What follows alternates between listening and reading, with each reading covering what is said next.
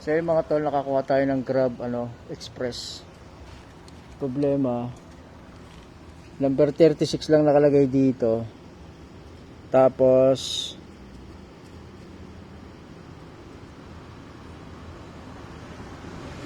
dito naman mayroon mga letter B, letter A, saka yung isa. Ngayon, tinatawagan naman natin yung sender. Tinatawagan natin yung sender. Yung pinanggalingan nito doon sa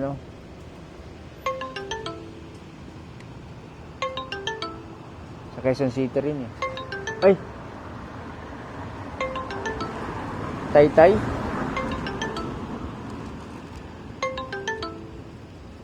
Pag nag-doorbell ako, hindi ko alam kung sino nag-doorbellan ko dito.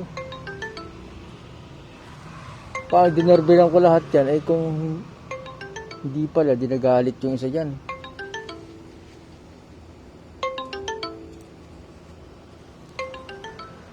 Tapos tinatawagan ko yung nandito. Tinatawagan natin yung nandito.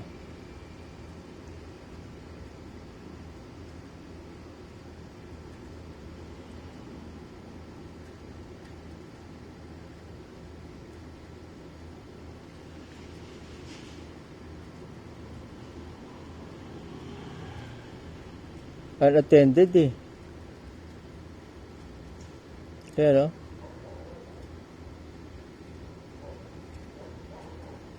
Unattended. The number you have dialed is either unattended or out of coverage area. No choice, magpipinto talaga tayo dito. Magdo-doorbell tayo. Doorbell tayo.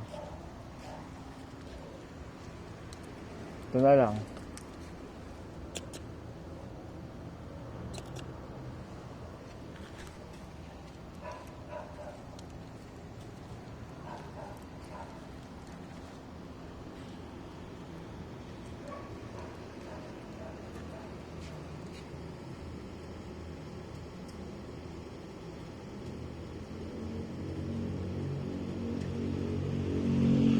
Scout Lozano.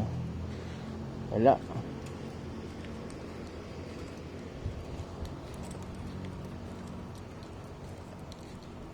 Doorbell ulit tayo dito.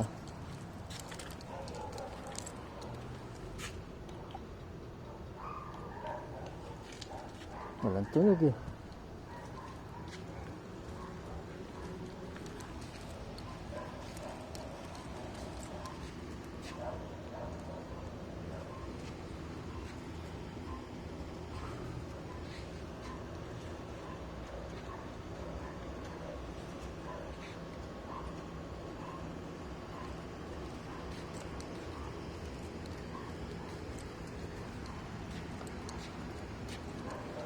$36.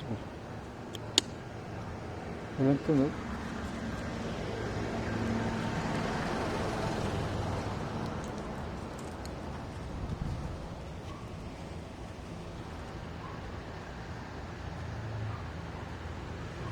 Yun ang mahirap sa ganito eh.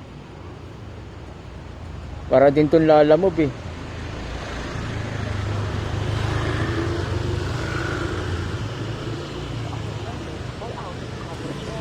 Unattended eh. Ito na yun, yung number, yung problema lang.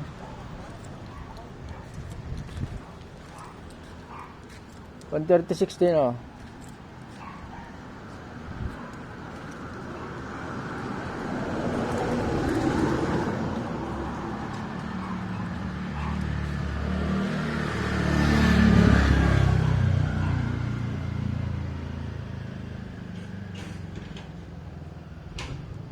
Meron po kayong Grab?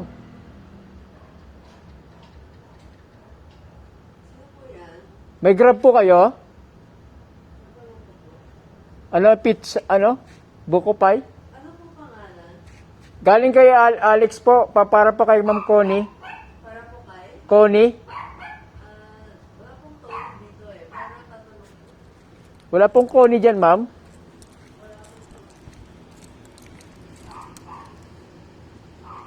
Goni Lim po. Goni Lim. Wala pong ganun dito eh. Ano po yung address? Kasi 136 lang po nakalagay eh. Scout Luzano rin eh. Wala pong letter? Oo, walang letter. Kaya ito yung sa inyo napili yung ano kasi walang letter. Baka tawagan nyo na lang po yung order kasi wala pong... Hindi kasi nasagot. Sige po, kung hindi po sa inyo, dito po, baka dito sa kabilang side. Maraming salamat po. Pasensya na. Ano ba yan? Hindi doon. Tapos, tawagan nga natin yung sender.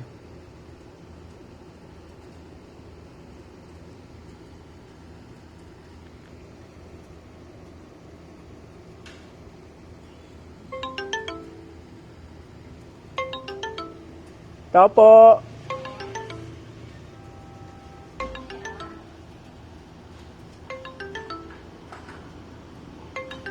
Gonilim po. Gonilim? Ha? Okay.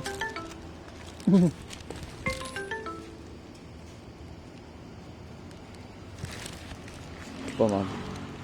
Kasi, kala ko sa, wala kasing number nakalagay. Wala. Ay, walang ano pong letter. Letter B pala to. Hindi po, nag-doorbell po ako sa kabila eh. Diyan ay sa inyo po, nag-doorbell din po ako. Salamat po.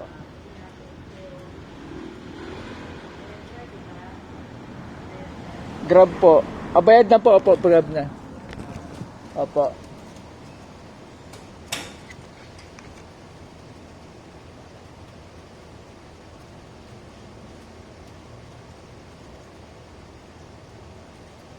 Ayun lang. 117.